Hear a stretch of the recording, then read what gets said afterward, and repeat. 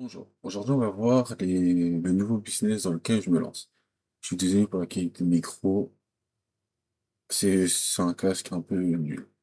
En gros, je me suis lancé dans le business des applications. C'est le business que j'ai toujours voulu faire. Donc, je me suis dit pourquoi pas essayer. La première, c'est une to-do list RPG. Donc, c'est une to-do list très niche, parce que c'est dans le domaine de to-do list, mais surtout RPG. C'est-à-dire, c'est vraiment très gamifié.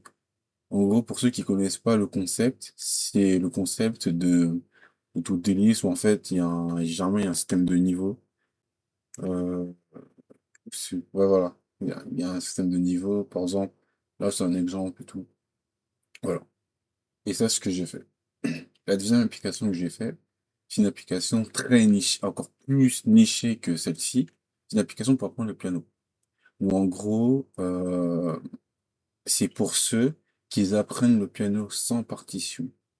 Et qui, en gros, pour résumer le flow de la manière dont les gens ils apprennent le piano de cette manière, c'est ils lancent une vidéo YouTube comme celle-ci, ils posent le téléphone devant eux, ils essaient de jouer soit en même temps, soit en mettant en pause, voilà. Donc cette application, ça permet de d'améliorer le travail de ce genre de personnes. Et ça, c'est vraiment game changer. Pourquoi j'ai fait ces deux applications? Parce que les projets viennent pas de nulle part. Bah, celle du piano, je pense, vous en doutez un peu, c'est que c'est la manière dont j'apprime le piano. C'est-à-dire aujourd'hui, le niveau que j'ai atteint au piano, c'est grâce à cette manière. Donc, je me suis dit, je fais une application qui aura tout ce flow au piano. Celle-ci, c'est la même chose que pour la salle du piano, c'est une to-do list que j'ai toujours kiffé. C'est moi, j'ai toujours été dans le délire RPG, les to-do list normales, j'y arrive pas du tout. Les RPG, j'ai toujours été dedans. Et je me suis dit pourquoi faire pas la mienne parce que voilà. D'ailleurs, avant j'utilisais une to-do list en question que je payais c'était une fois c'était 4 euros. Je l'ai payé. Et moi je me suis dit je me suis dit comme gage de qualité, c'est que je continue à utiliser la to-do list que je paye. euh, En fait le jour où j'arrêterai d'utiliser cette to-do list, c'est quand moi-même, naturellement, j'irai vers ma to-do list. C'est pas je vais vers ma to-do list et je fais genre, c'est vraiment naturellement au fil du temps. Faut que c'est de moi-même qui va vers la to-do list. Je sais pas si vous comprenez. Et pour le coup, ça a bien marché. Parce qu'au fil du temps, bah, j'allais plus sur l'autre et j'allais sur celle-ci. Si vous voulez, pour comprendre l'image, pour ceux qui n'ont pas compris, c'est comme si vous jouez à deux jeux vidéo, A et B. Après, vous vous dites, je vais pas me forcer à jouer au jeu B. En fait, c'est naturel, c'est de moi-même, c'est pas de, on va dire, c'est de moi-même. Je dis- Mon envie fait que j'ai de plus en plus envie d'aller dans le jeu B, voilà. Maintenant, on va voir les stats. L'application, je crois que ça fait 2 ou 3 mois non, je crois que ça fait 2 mois que je l'ai publié.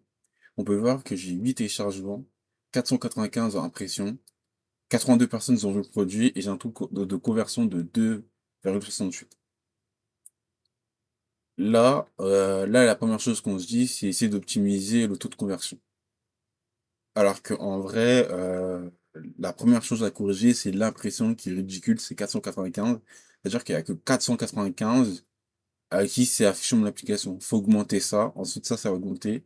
Et ensuite, on doit aller vers cela. Mais essayer d'optimiser le taux de conversion sur 82 personnes, ça vaut pas le coup. Là, c'est les stats. On va voir mon application de piano, où en fait, c'est normal, c'est encore plus niché que l'autre. Il n'y a que 3 téléchargements. Même taux de conversion. Je l'ai dit, regardez, c'est à peu près pareil. C'est-à-dire, ça sert à rien de se concentrer sur cette valeur. Et 181 d'impression. 19 vues de pages de produit. C'est vraiment ridicule. D'ailleurs, comment je compte gagner de l'argent? En fait, sur les deux applications, je sais pas si on peut voir là, achat intégré, voilà. On peut voir que, en fait, moi, j'ai mis un abonnement à 4 euros par mois sur cette application. C'est-à-dire, l'objectif, c'est améliorer d'itérer sur l'application, améliorer la qualité de l'application pour que ça me rapporte 4 euros par mois. Celle-ci. Exactement la même chose. Celle-ci, je crois, elle coûte plus cher, c'est 6 euros par mois. Je pense que j'ai baissé la qualité. Je vais baisser le prix, je sais pas du tout. Pourquoi j'ai mis plus cher que la to-do list, je m'en rappelle plus. Mais je vais baisser le prix. De base, moi, ce que je voulais faire, c'est mettre des prix du type à 2 euros par mois.